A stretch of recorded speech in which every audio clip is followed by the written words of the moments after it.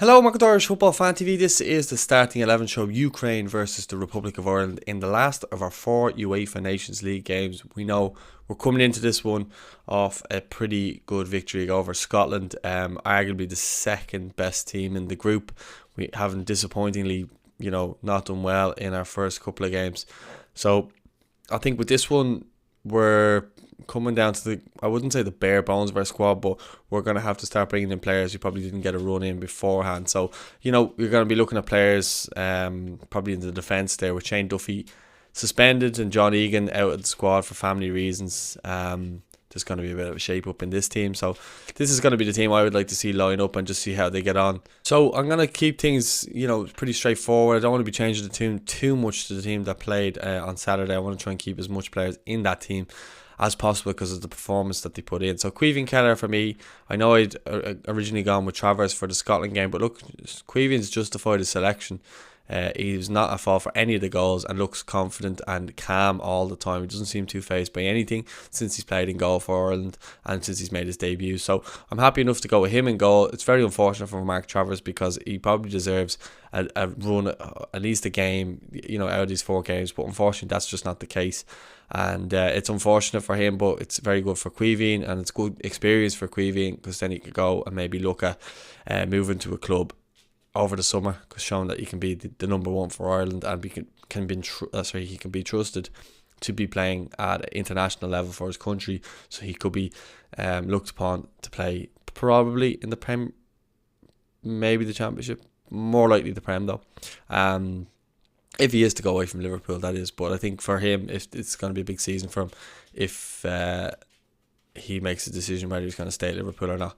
So Kelleher in goal. Then again, sticking with players who's had a really good window. Nathan Collins, arguably been our best player over the course of these games. I know the first two games were defeats, but he's just been excellent throughout. From a personal point of view, he's been excellent, and he's really carrying a lot of confidence from the end of the season. I know Burnley were relegated, but he had a really good season himself.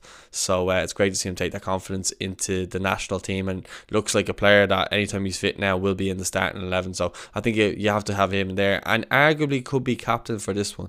It'll be interesting to see who actually is the captain. Will it be him or will it be James McLean was sitting beside him at the press conference today, so that kind of maybe gives away something there. So we'll wait and see. It'll be interesting. It'd be great for Collins to be captain at the age he has. He's captain Stoke before, so it wouldn't surprise me.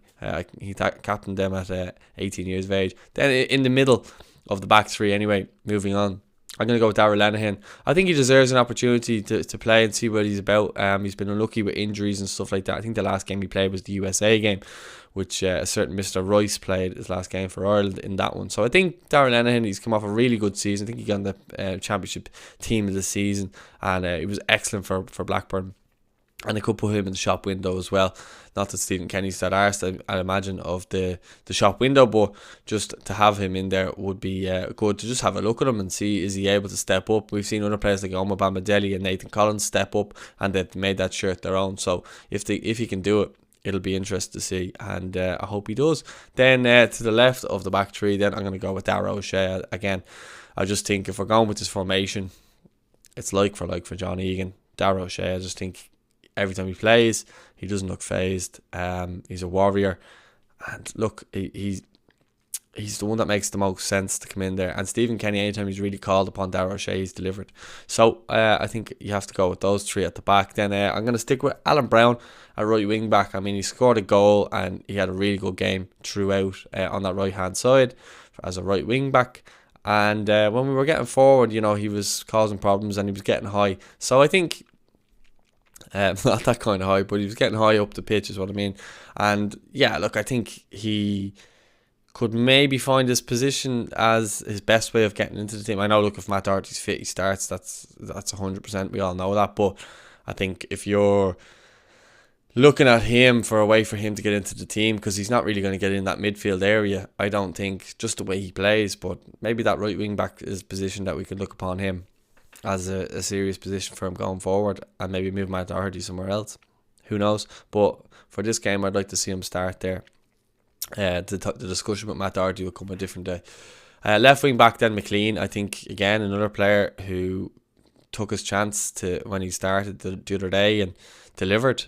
Literally delivered the first ball in for the first goal, and Shane Duffy got on his head for the other wing back, Alan Brown. So hopefully he can keep up his level of performance and his level of set piece taken, because his corners were really good the other day against Scotland, and if he can carry that form into the Ukraine game.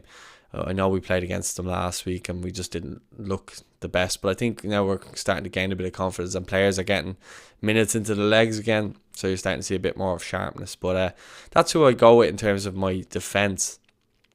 Then in midfield, Josh Cullen, can't leave him out of the team in my opinion, ran 11,000 kilometres.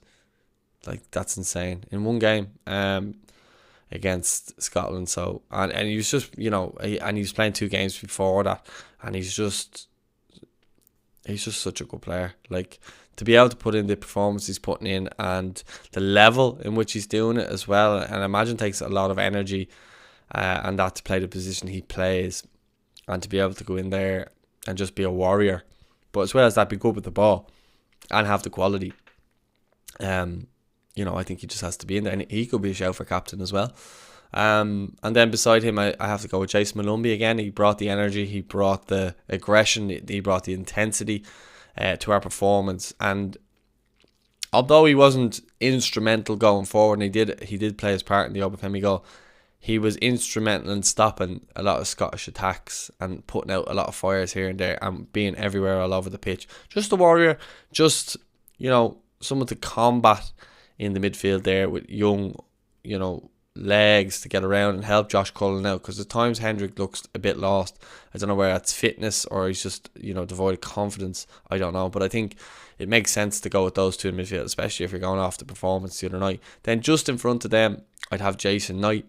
Now, this is kind of where the formation gets a bit tricky. Like, we had a front two the other night with Obafemi and Parrott, and then Knight was kind of playing off them. So in this one, it's kind of like a 5-3-2 because it alternates, but like, that's just kind of the way it's coming across my head. Now, if it's a case of like Knight, and I'm going to be going with Troy Parrott here as well, if the two of them are kind of just coming off the back of the striker, then that's fine by me. But I think Knight and Parrott were brilliant the other day in getting up and getting forward and getting around.